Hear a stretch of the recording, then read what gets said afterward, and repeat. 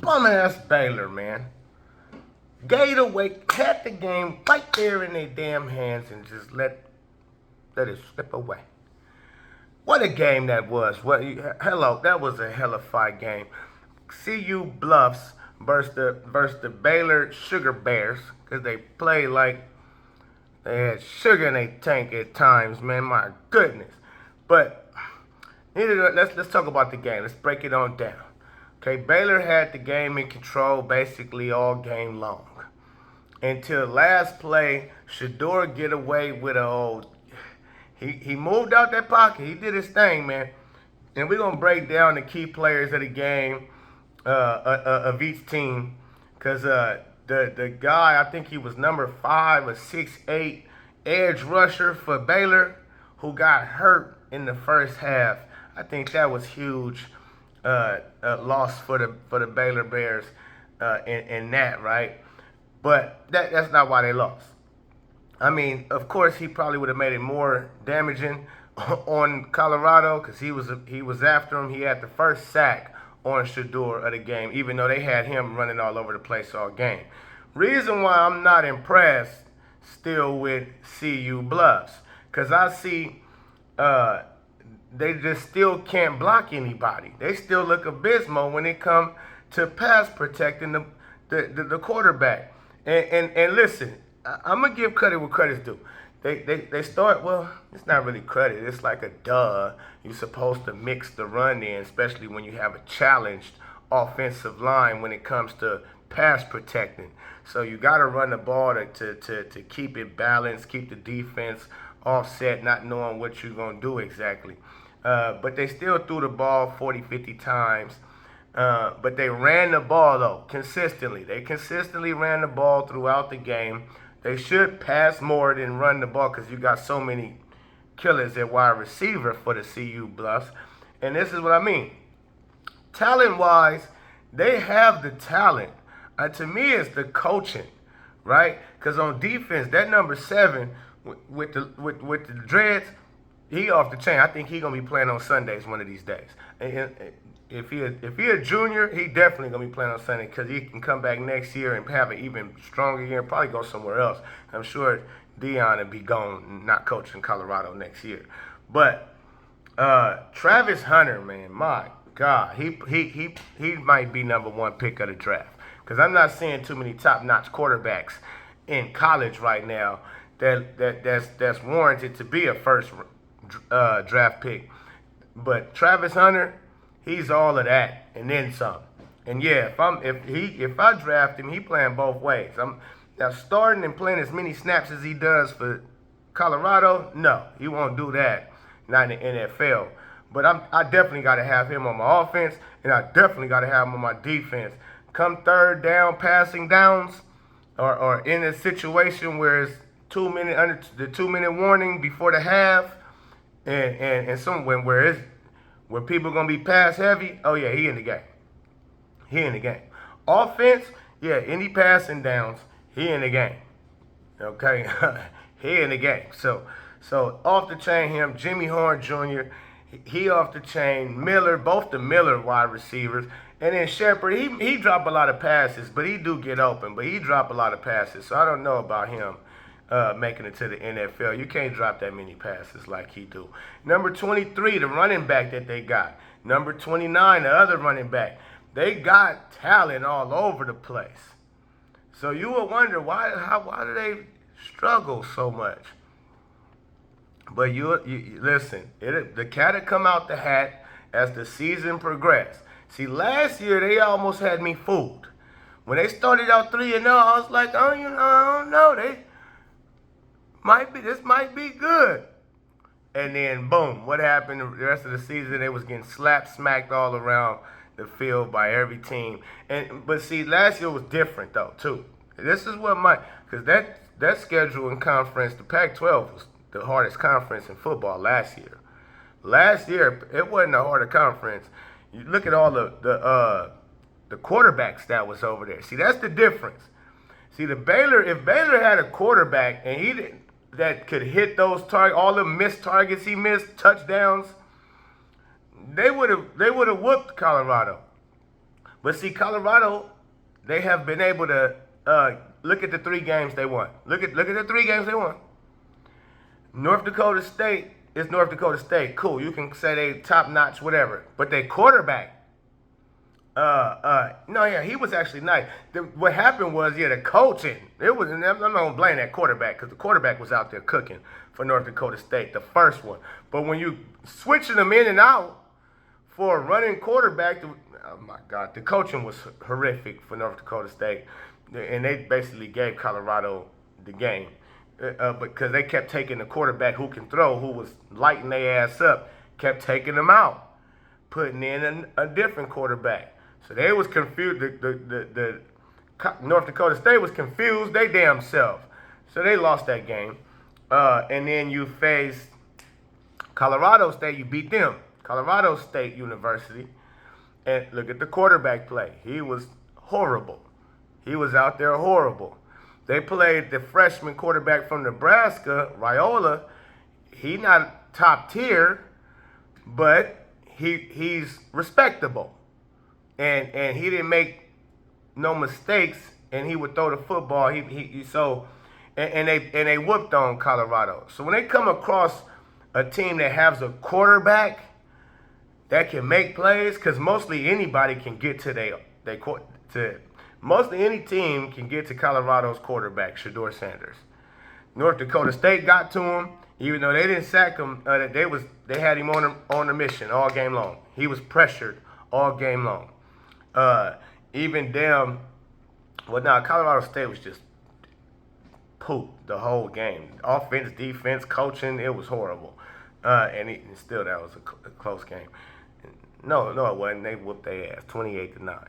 But Nebraska, they wound their tail. We'll see. I gotta find out who got the quarterbacks that might be playing on Sunday one day, because that's what you to keep up with that high power offense, right? And Colorado's all those receivers, you better have a quarterback that can score, that can throw the football. If you don't have a quarterback can throw the football, you're gonna be in a battle to where you can lose a game on a Hail Mary situation, man. So and then oh my God, that fumble at the end in overtime, that was a touchdown. And look, Travis Hunter hit, boom. Okay, so people who didn't see the game, Baylor was at the 2-yard line, 1-yard line, hand the ball off to the running back about to score, and Travis Hunter is right there at the goal line. Met him at the goal line. Bop! His helmet hit the football, and the kid went right out before he could cross the plane and get a touchdown. Travis Hunter with a big defensive play. Oh my goodness, he took away that side of the field all game on defense. On offense, he had over 100 and some yards and hell of fire. I mean, listen, sheesh. If that kid ain't the number 1 draft pick, I mean, who is? Travis Hunter, all hats off to you, sir. You are him. Jimmy Horn Jr. is nice too when he can get the ball, But Shedeur, hey, listen, I'm gonna say this. For Shedeur to continue to get smacked and be under duress like that, but continue to get back up and will try to deliver that ball down the field, I say that's pretty good. That's what he been doing though. He used to that. But man, Baylor just shooting. They was shooting themselves in the foot a lot of the games, like that PI pass interference that happened in the fourth quarter. That could have been an interception if the kid just turned around. Listen, I used to play DB, and I understand how DBs work, how it go. If you got somebody in front of you, you got to watch the wide receiver's eyes, his motion. If you chasing him and he looking for the ball and he turn around, you got to watch. When them eyes get wide, the ball is coming. It's coming to him, okay? So in this case, and usually they get to keep running and they looking with them eyes getting wide, and they still running but this case, Travis had to turn around and stop because the ball was short. So if you see the receiver you chasing turn around, stop, that means you need to quickly turn around and like the ball would have fell right in the man's chest for an interception. Cause Shador had to just chuck it because he was under duress. He was getting sacked. Somebody was lighting his chest up. And he had to just chuck it, and that's why it came up short. And if the kid, because the kid had enough time to turn around, because he just basically almost stopped on the dime and tried to do this. He did this, but yeah, he still touched him a little bit while Travis was trying. And if you don't look at the ball at all, that's an easy flag. And if you come in contact with the receiver and you the DB, you didn't turn around and look and like even attempt to, and you touch it, that's a flag. But all that kid had to do was when he seen Travis Hunter turn around, he should have immediately turned around and that ball would have just hit him. Bop. Game would have been over. I'm like, man, I don't understand some of these kids today. I guess he's a youngster. I ain't gonna get him, but man, he gotta learn. Come on, man. To the fumble, like, come on, you gotta tuck better than that. When you going through that goal line, you gotta put shoulder down. What is you doing? You see Travis, you need to dip shoulder. If you would have dipped shoulder and took him with you in the end zone, you get a touchdown instead of a fumble. But you got the ball like this and trying to go.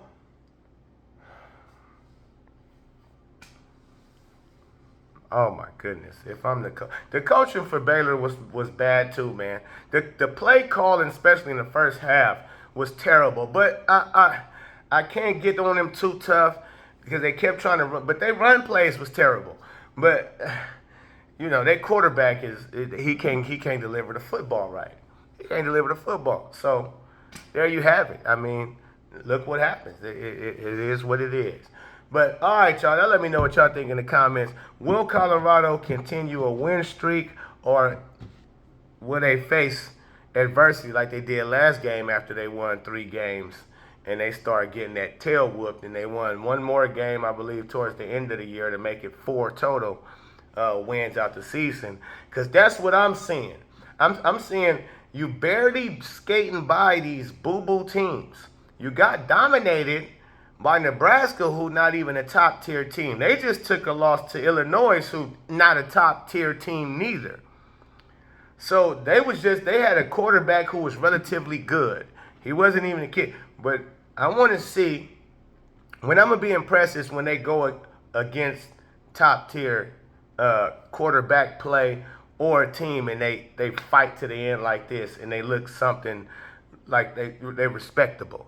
Because I can't really judge you and say, oh, I'm impressed because you've beaten teams that's damn near that beats themselves or not talented enough at all. Like, okay, for instance, Colorado, you got Travis Hunter. He gonna be playing on Sundays. Shador's, which in the NFL, he gonna be playing on Sundays in the NFL. Shador will be playing on Sundays in the NFL. Jimmy Horn Jr. will be playing on Sundays in the NFL.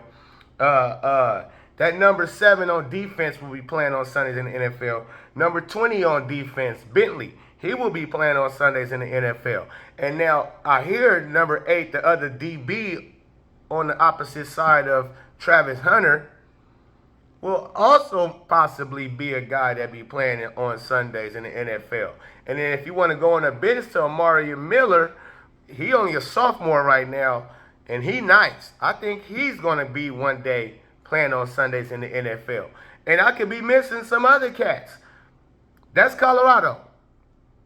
They got that type of talent over there where it's a lot of guys. On Baylor, the only one I've seen that'll be playing on Sundays in the NFL is number 10. Number 10 on defense. He going to be playing on Sundays in the NFL. That's it. That was it. That pop off the screen all the time. Maybe number 5 too, they got injured in the first half. 6'8" and athletic, fast, can move, defensive end. Oh yeah, that's he might be for sure playing on, but he didn't get to play for most of the game. I think he was injured probably second quarter. I believe it came in the second quarter when he got injured and he was out for the rest of the game. But again, what do I know? So I'm not impressed at all. I do not believe at all. I see a lot of the same stuff. The defense look a lot better. But when you playing against a quarterback that's not going to miss all of those open wide receivers for touchdowns, you're going to find yourself in the big hole, big trouble. It's the Poe. Let me know what y'all think in the comments. Peace and love.